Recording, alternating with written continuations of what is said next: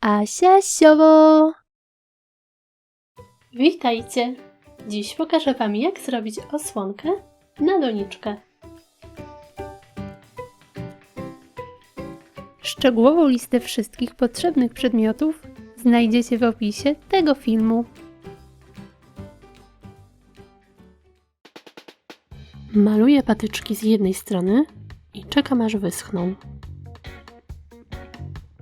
Następnie maluję z drugiej strony. Znowu czekam, aż patyczki będą suche. Rozkładam patyczki w odpowiedni sposób. Łączę je za pomocą kleju.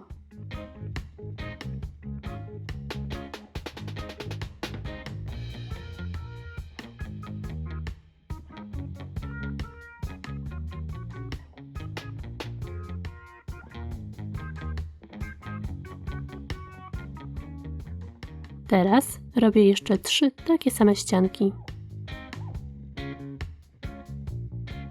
Łączę je ze sobą.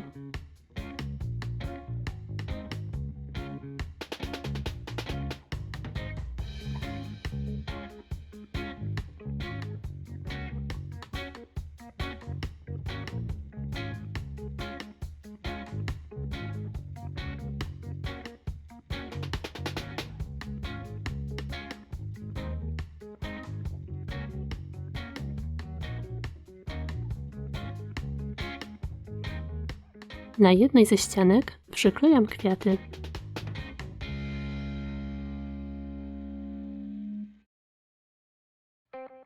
I gotowe!